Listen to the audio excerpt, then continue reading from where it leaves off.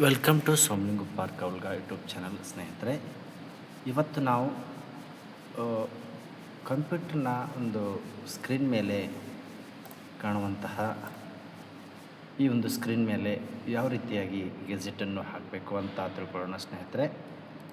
ಇದರಲ್ಲಿ right click ಮಾಡಿ ಈ ಐಕನನ್ನು ಯಾವ ಥರ ಹೈಡ್ ಮಾಡೋದು ಮತ್ತು ಸಣ್ಣ ದೊಡ್ಡ ಮಾಡೋ ಅಂತ ತಿಳ್ಕೊಳ್ಳೋಣ. ಟಾಸ್ಕು ಲಾರ್ಜ್ ಅಂದರೆ ಐಕನ್ಗಳು ಎಲ್ಲ ದೊಡ್ಡದಾಗುತ್ತೆ. ಇಲ್ಲಿ ವ್ಯೂಸದಾಗ ಹೋಗಿ ಮೀಡಿಯಮ್ ಅಂದರೆ ಚಿಕ್ಕದಾಗುತ್ತೆ. ಅದೇ ಮತ್ತೆ ವ್ಯೂಸ್ದಾಗ ಹೋಗಿ ಸ್ಮಾಲ್ ಅಂದರೆ ಸಣ್ಣದಾಗುತ್ತೆ. ಈಗ ನಾನು ಇದು ಒಂದು ಮೀಡಿಯಮ್ ಫ್ಲೋನಲ್ಲಿ ಇರ್ತೀನಿ. ಇಟ್ಟು ಬಳಕೆ ಸ್ನೇಹಿತರೆ, ಇವನ್ನು ಡೆಸ್ಕ್ಟಾಪ್ನಲ್ಲಿ ಐಕನನ್ನು ಕಾಣದಂತೆ ಮಾಡಬೇಕಾದ್ರೆ ಶೋ ಡೆಸ್ಕ್ಟಾಪ್ ಐಕನ್ ಅಂತಲ್ಲ, ಇದ್ರ ಮೇಲೆ ಕ್ಲಿಕ್ ಮಾಡಿದ್ರೆ ಆಟೋಮೆಟಿಕ್ ಹ್ಯಾಡ್ ಆಗುತ್ತೆ ಸ್ನೇಹಿತರೆ. ನಾನು ಮತ್ತೆ ಅದನ್ನೇ ಶೋ ಮಾಡ್ತೇನೆ. ಇವಾಗ ಶಾರ್ಟ್ ಅಂದರೆ ನೋಡಿ, ಇಲ್ಲಿ name, size, item types, data modified ಅಂತ ಇರುತ್ತೆ. ನಾವು ನೇಮ್ ಪ್ರಕಾರ ಅಂದರೆ ನೇಮ್ ಪ್ರಕಾರ ಬರುತ್ತೆ. ಆಮೇಲೆ ಸೈಜ್ ಪ್ರಕಾರ ಅಂದರೆ ಸೈಜ್ ಪ್ರಕಾರ ಬರುತ್ತೆ. ಐಟಮ್ ಅಂದರೆ ಐಟಮ್ ಪ್ರಕಾರ ಬರುತ್ತೆ ಸ್ನೇಹಿತರೆ. ಇವಾಗ ನಾನು ಈ ಡೆಸ್ಕ್ಟಾಪ್ ಮೇಲೆ ಒಂದು ಗಡಿಯಾರದ ಚಿಹ್ನೆಯನ್ನು ತರಬೇಕು ಅಂತ ಅಂದ್ಕೊಂಡ್ರೆ ಏನನ್ನು ತರಬೇಕು? ಎಲ್ಲ ಒಂದು ಫೈಲನ್ನು ತರಬೇಕಾಗಿದೆ ಸ್ನೇಹಿತರೆ. ನೀವೇನು ನೋಡ್ತಾ ಇದ್ದೀರಲ್ಲ, ಫೈಲನ್ನು ತರಬೇಕಾಗ್ಯದ. ಫೋಲ್ಡರ್ ಅಥವಾ ಫೈಲ, ನಾನು ಒಂದು ಫೋಲ್ಡರ್ ತರ್ತೇನೆ. ಇದಕ್ಕೆ ಹೆಸರನ್ನು ಚೇಂಜ್ ಮಾಡಬೇಕು. ಏನಂತ ಕೊಡ್ತೀನಿ? BCM ಹಾಸ್ಟೆಲ್ ಅಂತ ಕೊಡ್ತೇನೆ ಸ್ನೇಹಿತರೆ. ನಿಮ್ಗೆ ಗೊತ್ತಾಗತ್ತೆ ಹೇಳಿ BCM ಹಾಸ್ಟೆಲ್ ಅಂತ ಕೊಡ್ತೇನೆ. ಬಟ್ ಇದ್ರೊಳಗಡೆ ಈ ಥರ ಆಗಿರುತ್ತೆ. ಇದಕ್ಕೆ ಹೆಸರನ್ನು ಚೇಂಜ್ ಮಾಡಬೇಕು ಅಂದರೆ ಏನು ಮಾಡಬೇಕು? ಇದ್ರ ಮೇಲೆ ಕ್ಲಿಕ್ ಮಾಡಬೇಕು. ರೈಟ್ ಕ್ಲಿಕ್ ಮಾಡಿ, ಅಂದರೆ ಮೌಸ್ನ ರೈಟ್ ಕ್ಲಿಕ್ ಮಾಡಿ ಲಾಸ್ಟ್ನಿಂದ ಎರಡನೇ ಆಪ್ಷನ್ ಇದೇನೈತಿಯಲ್ಲ, ಇಲ್ಲಿ ಹೊಡೆದ್ರೆ ರೀನೇಮ್ ಆಗುತ್ತೆ. ಇದಕ್ಕೆ ಫೈಲ್ನ ಹೆಸರನ್ನು ಬದಲಾಯಿಸ್ಬೋದು ಅಂತ ಅಂತಾರೆ. ಇದು ಮೆಥಡ್ ಅಲ್ಲದೆ ನಾವು ಅದ್ರ ಮೇಲೆ ಕ್ಲಿಕ್ ಮಾಡಿ ಕೀಬೋರ್ಡ್ನಲ್ಲಿ ಕಾಣುವಂಥ F2 key, F1 to F12 key ತಕ್ಕಾಗುತ್ತೆ ಸ್ನೇಹಿತರೆ. ನಾನು F2 ಕೀಯನ್ನು ಹೊಡಿತೇನೆ.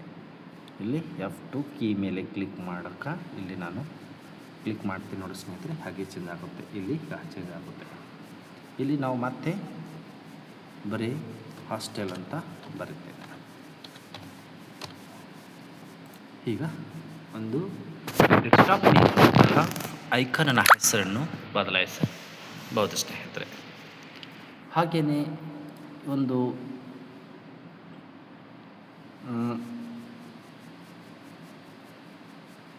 ಇಲ್ಲಿ ಎಲ್ಲನೂ ಕೊಟ್ಟಿರ್ತಾರೆ ಸ್ನೇಹಿತರೆ. ಈ ಫೈಲನ್ನು ನಾನು ಡಿಲೀಟ್ ಮಾಡಬೇಕು ಅಂತ ತಿಳ್ಕೊಳ್ಳೋಣ. ಡಿಲೀಟ್ ಅಂದರೆ ಯಾವ ಒಂದು ಬಟನ್ ಮಾಡಿ ಕ್ಲಿಕ್ ಮಾಡ್ತೀವೋ ಅದನ್ನು ಮಾಡಿ ಕೀಬೋರ್ಡ್ನಲ್ಲಿ ಕಾಣುವಂಥ ಡಿಲೀಟ್ ಆಪ್ಷನನ್ನು ಹೊಡೆಯಬಹುದು. ಹೀಗೆ ಹೊಡೆದಾಗ ನಮ್ಮ ಈ ಒಂದು ಫೈಲನ್ನು ರೀಸೈಕಲ್ ಬಿನ್ನಲ್ಲಿ ಬಂದೇ ಕೊಡುತ್ತೆ ಸ್ನೇಹಿತರೆ. ಅದ್ರ ಮೇಲೆ ಡಬಲ್ ಕ್ಲಿಕ್ ಮಾಡಿದಾಗ ಈ ಥರ ಫೈಲ್ ಬರುತ್ತೆ. ಇದರಲ್ಲೂ ಸಹ ನಾವು ಡಿಲೀಟ್ ಮಾಡಬೇಕಾದ್ರೆ ಫಸ್ಟ್ ನಾವು ಡಿಲೀಟ್ ಆಪ್ಷನ್ ಅಂತ ಹೊಡಿಬೇಕು. ಅದರ ಜೊತೆಗೆ ಶಿಫ್ಟ್ ಕೀಯನ್ನು ಹಿಡಿದ್ರೆ ಪೂರ ಡಿಲೀಟ್ ಆಗ್ತದೆ. ಇಲ್ಲಿ ಎಂಟಿ ರೀಸೈಕಲ್ ಬಿನ್ ಅಂತೈತೆ, ಇಲ್ಲಿ ಹೊಡೆದ್ರೆ ಅದು ಆಟೋಮೆಟಿಕ್ ಡಿಲೀಟ್ ಆಗುತ್ತೆ. ಈಗ ನಾನು ಮತ್ತೆ ಒಂದು ಇದು ಫೈಲ್ ಇದೆ ಆಲ್ರೆಡಿ, ಮೈಕ್ರೋಸಾಫ್ಟ್ ಎಕ್ಸೆಲ್ 10 ಅಂತ ವರ್ಡ್, ಅದನ್ನು ಕ್ಲಿಕ್ ಮಾಡ್ತೇನೆ. ಇದಕ್ಕೂ ಸಹ ಹೆಸರು ಚೇಂಜ್ ಮಾಡೋದು ಮೊದಲಿನ ಥರನೇ ಇದೆ ಸ್ನೇಹಿತರೆ.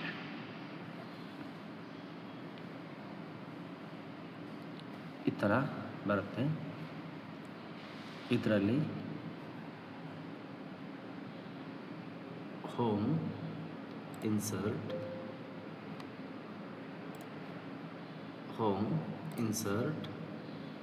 ಪೇಜ್ ಲೇಔಟ್,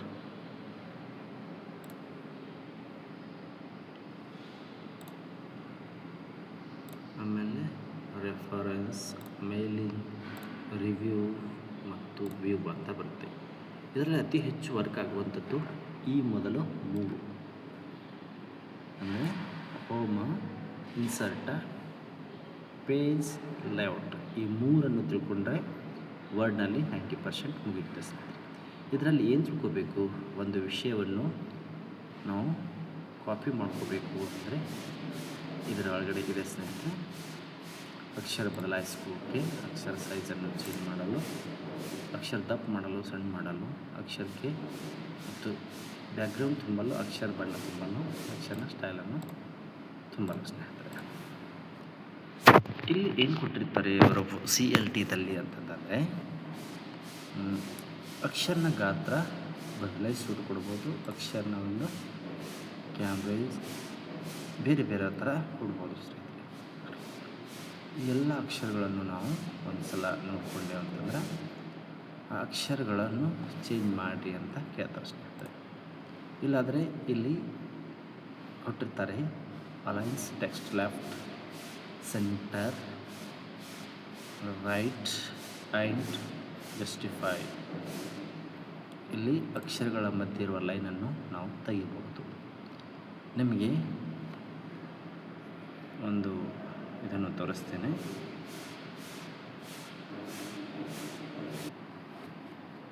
ಈ ಎಕ್ಸೆಲ್ನಲ್ಲಿ ಇವೆಲ್ಲನೂ ಇರುತ್ತೆ, ನಂಬರ್ ಹಾಕೋದು, ಇದು ಮಾಡೋದು. ಇನ್ಸರ್ಟ್ನಲ್ಲಿ ನಾವು ಟೇಬಲನ್ನು ಇನ್ಸರ್ಟ್ ಮಾಡ್ಕೋಬೋದು, ನಮಗೆ ಎಷ್ಟು ಬೇಕು ಅಷ್ಟು. ಇವುಗಳಿಗೆ ರೋ ಅಂತಾರೆ, ಹೀಗಿದ್ರೆ ರೋ, ಹೀಗಿದ್ದರೆ ಕಾಲಮ್. ಇದು ಕಾಲಮ್, ಒಂದು ಕಾಲಮ ಎಷ್ಟು ಕಾಲಮ ಅಂತ ಕೊಟ್ಟಿರ್ತಾರೆ, ರೋ ಆ್ಯಂಡ್ ಕಾಲಮ್ ಅಂತ ಇರುತ್ತೆ. ಉದಾಹರಣೆ 3 ಕಾಲಮ, ಈ 2 ರೋವನ್ನು ನಾನು ತೆಗೆದುಕೊಳ್ತೇನೆ. 1 2 3 ಕಾಲಮ್ 2 ರೋ.